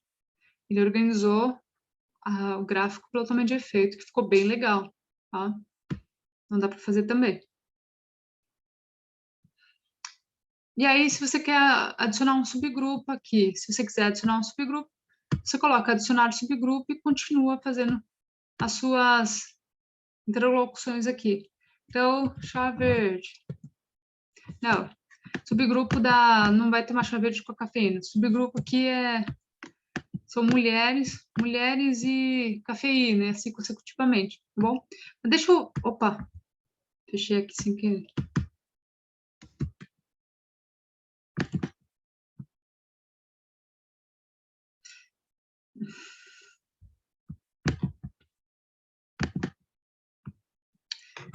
Bem, estamos aqui. Professora, consigo adicionar um estudo aqui? Consegue. Então, vou adicionar um aqui. Por exemplo, eu quero adicionar o Brabec. Então, eu clico em cima do Brabec e tento adicionar aqui. Tá vendo? Eu não coloquei nenhum dado lá, dei mó miguezão. Então, é assim que a gente faz as coisas de uma maneira que não pode. Tá bom, pessoal? E aí, aqui, você pode colocar os eventos. Então, sei lá, de 20 pessoas que tomaram café no meu estudo, 5 apresentaram lesões. Eu exagerei aqui, mas é só para a gente poder... de 100 pessoas. 100 pessoas, 5 apresentaram lesões. E placebo, 20 pessoas apresentaram lesões do total de 100 pessoas também. Vocês perceberam aqui, ó, introduziu o estudo. Aqui é o número de eventos, né, de lesões, né, que é o que eu estou verificando, lesões. O total de pessoas que tomaram café. Aqui o placebo, o peso. Acho que ia dar 100%, né, de peso, porque são 20 versus 5. Não tem como. E aqui o tamanho de efeito. Ok? Vou introduzir outro estudo. O outro único estudo que eu coloquei. Introduzir.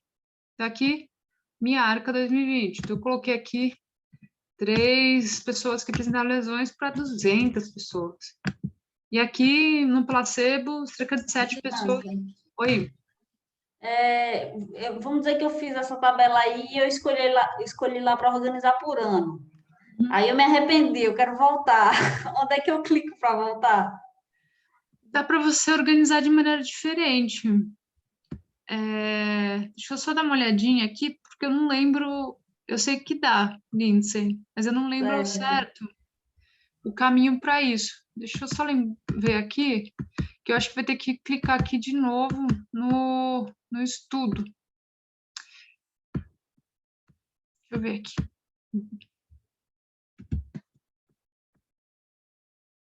Isso é interessante, porque dá para você ver qual que vai ser a melhor forma de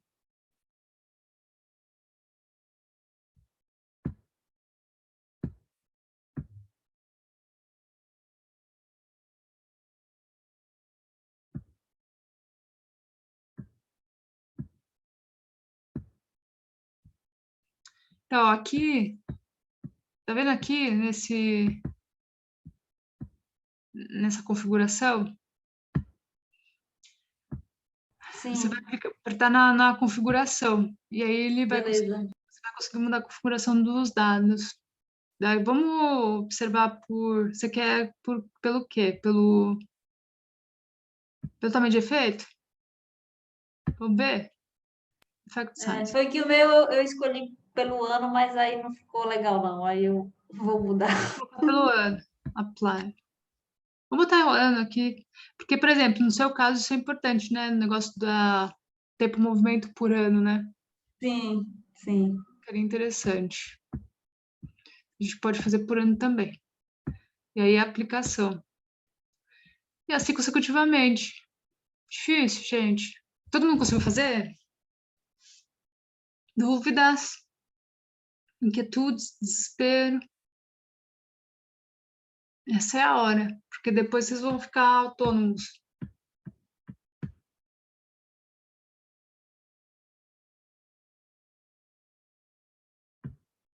O silêncio mortal na sexta-feira à noite dentro da sala. Professor, infelizmente, eu estava acompanhando, aí acabou que a internet caiu aqui, perdi o fio da meada, eu vou ter que assistir a gravação mesmo. Quer tentar fazer? Eu espero. Tenho horas. Ah, professor, deixa o pessoal falar, aí deve ter dúvida, enfim. Tá. Alguém tem dúvida sobre o procedimento?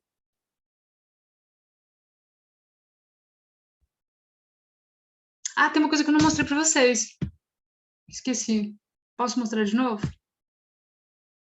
Isso é importante. Então, aqui, bom, esse daqui é o gráfico do risco de viés aqui, tamanho de efeito, que todo mundo já sabe. E esse aqui, ó, quando você clica aqui nessa piramidezinha aqui do lado, tá vendo? Aqui está esse daqui é o gráfico de funil que a gente comentou na primeira aula, na quarta-feira, vocês lembram? Sim, sim.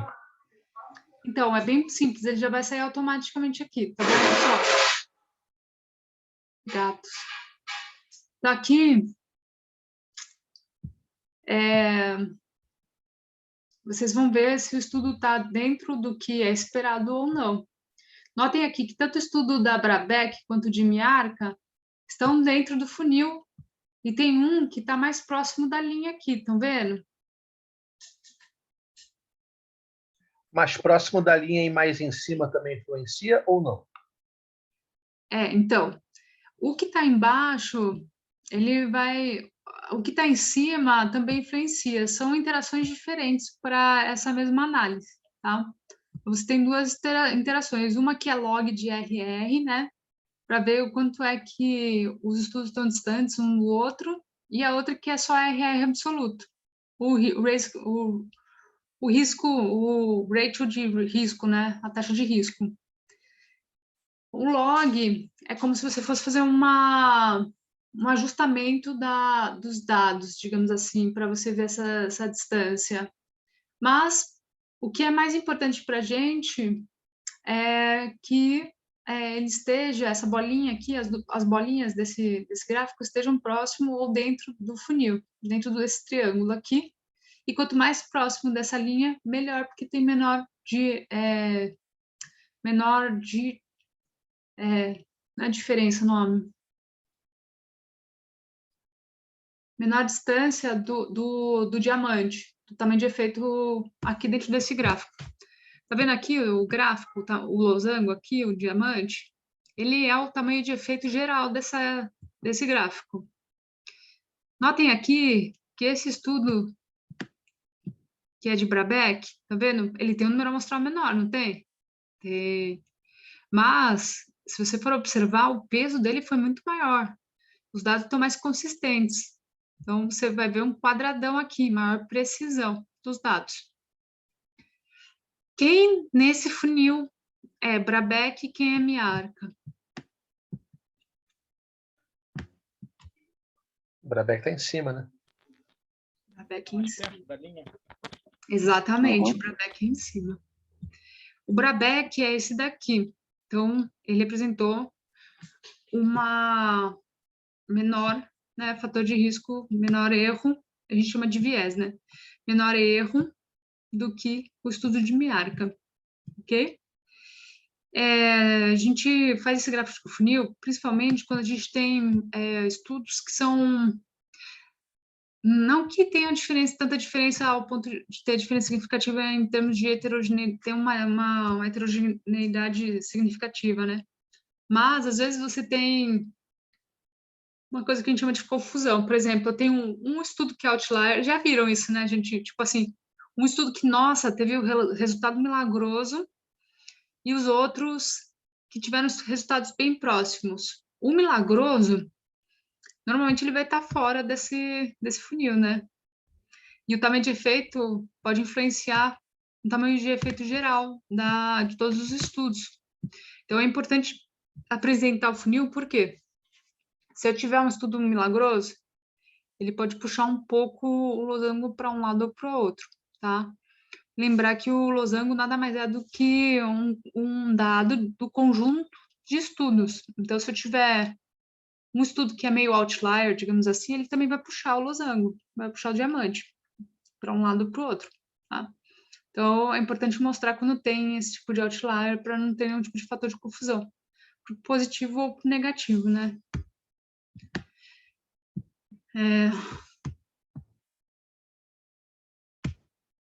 Aí você pode adicionar, quando você faz pelo HaveMan tudo, tem como você adicionar as suas figuras aqui também, tá bom?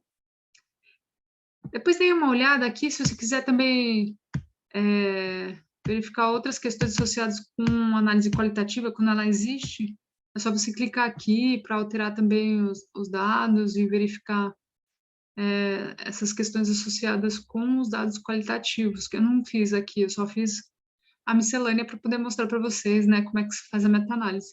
Mas, aquela história, para quem não vai usar efetivamente o HaveMan, só coloca o nome de estudo na inclusão de estudos, como a gente fez aqui, e você pode fazer a seleção daqui mesmo, o nome do estudo, para poder ir direto para a tabela. Vou mostrar só mais uma vez, para quem chegou agora, que eu acho que é a parte principal, adicionar estudo. Eu quero colocar Oliveira 2019, next.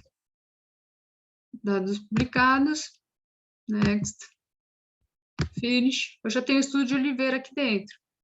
E aí, eu boto lá dentro do meu estudo. Olha, ele já vai aparecer aqui, tá vendo? Vou introduzir aqui, o Oliveira. E aí eu boto na mão mesmo aqui. 30, vai. 354. 21. 503.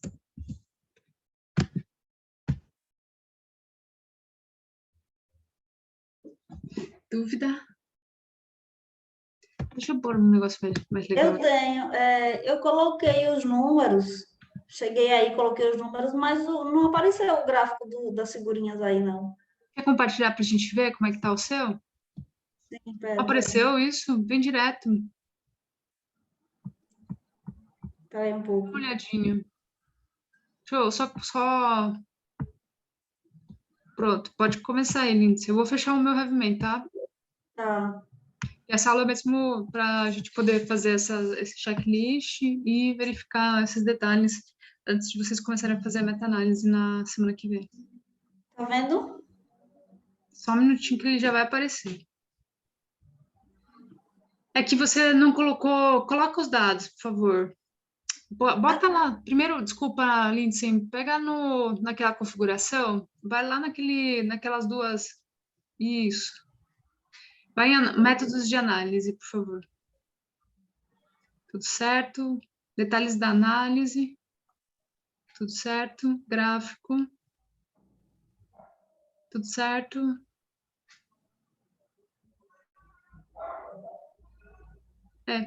Bota naquele... Mas esses dados aí, eles não são... Nem inventei aqui agora. Bota de novo Acho que tem que mudar o total, o número do total, não, Lindsay? Botar um número maior que o... Tá mostrando aí. Ah! Peraí, viu? 40. 32. Puxa um pouquinho para a direita, Lindsay, o... Não, para a esquerda, desculpa. Para a direita, mais. Ele não estimou a... Vai de novo na configuração para a gente ver. Agora que eu vi que é dado contínuo. Contínuo. Tempo de combate, análise de método.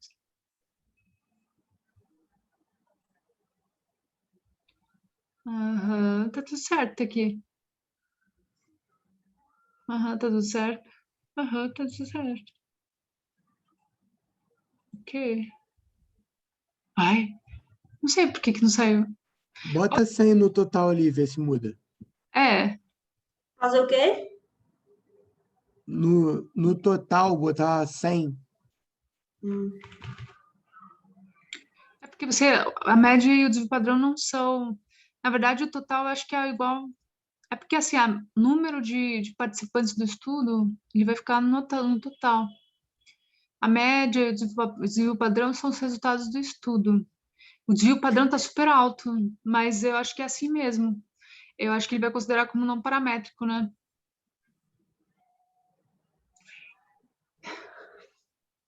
Bota lá, clica naqueles botõezinhos só para ele tentar... Será que é alguma coisa no seu programa? Bota no SMD. Ixi, na verdade, tem que clicar no tique ali, gente. Eu acho, na esquerda, que não está ticado. Tica Lá lá. no- Aí. Obrigada, Lucas, pela observação no tique. Tá achando O estranho? problema estava entre o computador e a cadeira. Não, eu também não vi. Não tá ticado. Eu nunca tinha tido problema com o HeavyMan. Ele sempre funciona aqui. Tentar introduzir mais um estudo aí, Lindsay, só para a gente ver. Não, pode ser aqui mesmo, no maisinho. Você só tem esses dois aí dentro? Eu ia introduzir aí. Vai lá. Bota qualquer coisa aí que você queira, pra gente ver se tá... Ou você tá fazendo um de verdade, assim. Não, estou inventando aqui. Tá vendo, galera? Paguei ela pra sempre usar o meu nome. Tô brincando. Ok. Yes. Só pra ninguém esquecer os nossos nomes. Não é aqui não. É lá na que você já fez. Isso. Clica data na análise. Não. Pode ir. Volta lá. Você está criando mais um. Tudo Aqui bem. tá. Vai fazer. Tudo bem. Tá, Ali, peraí. data na análise. Clica 2 vezes. Ali embaixo. Tá bom. Bota aí. Tá em tempo de combate, Lindsay, lá em cima. Peraí. Lá em cima. Lá em cima tá escrito na planilha tempo de combate. Isso. Agora clica no maisinho, aí bota aí. Foi? Não. Vai lá no tempo de combate de novo. Foi. Já tinha colocado. Ali tem que colocar o númerozinho só. Vocês vão dividir por classe de idade esse estudo ou só para... Isso aqui é só para brincar mesmo, para aprender a mexer. Né? Na primeira vez é meio difícil, mas depois pega, é rapidinho de fazer. Porque eu pensei assim, vou botar um subgrupo aqui só para ver como é que é se colocar um subgrupo, entendeu? Legal. E ali a introdução dos artigos vai ficar a mesma coisa. Todo mundo conseguiu, pessoal? Isso é importante vocês conseguirem para vocês poderem tocar a pesquisa de vocês sem ter dependência. Para calcular a heterogeneidade aqui, como é que faz? Porque não apareceu nada, né? Oi? Clica lá. Tá vendo? Essa é a heterogeneidade. Bota lá de novo para a gente ver. Aqui é só para explicar. O tal quadrado é o coeficiente dessa equação. Bota aí para a gente ver. Ele vai aparecer lá naquele gráfico que você mostrou. Mas só para a gente conversar sobre... Copia, isso. o Q quadrado é 2,36, né?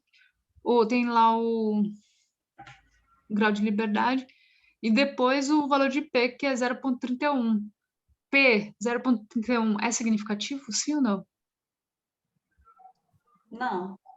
Não, então não é heterogêneo, você pode usar isso tranquilamente. E lembra da inconsistência? O que a gente tinha conversado? Abaixo de quanto é muito bom? Abaixo de 25%. Quanto é que tá aí? 15. Tá muito bom. Se forem Tá esses vendo? dados. É, Eu sei inventar dados bem. mas não pode inventar para vocês entenderam. Não, eu sei, eu tô brincando. Tudo certo. Vou pegar uma aguinha aqui. Ah, ficou ótimo, parabéns. É isso mesmo. Não tem erro. Ok. Foi o gráfico de funil melhor que eu já vi na minha vida. É inventado. Deixa eu ver, tá ótimo. Primeiro que nas pesquisas, às vezes, a gente não acha tanta proximidade, a não ser que você faça VO2 máximo, que é um troço fácil de fazer. Teve um menino. Posso parar de compartilhar, né? Pode sim. Obrigada, Lindsay. Pessoal, então, qual que é a tarefinha para quarta-feira? Já tentarem introduzir os... Quem já terminou a tabulação, tentar introduzir no HaveMan para análise dos dados. E na quarta-feira, a gente vai começar os encontros particulares, porque tem bicho cabeludo na nossa sala, que vai ter que fazer meta-análise, meta-regressão, né? Se estiver motivada, como eu tô de férias até dia 30. Aí a gente podia, de repente, fazer umas outras coisas mais extravagantes, mas, por enquanto, o importante é que vocês treinem usar o HaveMan para as análises básicas, para a gente poder fazer tamanho de efeito. Depois que a gente aprende a criar autonomia nisso, aí a gente aprende outros métodos que aí é meta-análise avançada. De repente, a gente pode propor para o doutorado mais uma disciplina com meta-análise avançada, para vocês aprenderem a fazer essas... Dá para fazer no R, né? Dá para importar do HaveMan para o R os dados também, mesmo no Excel também. É bem fácil de importar lá. E é gratuito também, né? Mas ele tem um grau de liberdade maior, então você já tem que ter a base para mexer lá no R. Pessoal, acho que é isso. Alguma dúvida, questionamento, desespero? Desespero sempre, né? Ainda mais quando fala em meta-regressão, mas tudo bem. A gente vai chegar lá, a gente vai chegar lá. Né, Léo? Né, Gabriel? Claro, claro. Cabelos a gente faz Vamos junto. junto. A única coisa que vocês têm que fazer é organizar os dados para ficar tudo ok. A gente vai fazendo junto. Então, boa sexta-feira para vocês. Até a próxima aula. Valeu, Bia. Obrigado. Tchau, galera. Bom final de Valeu. semana. Bom final de semana para Obrigado. todo mundo.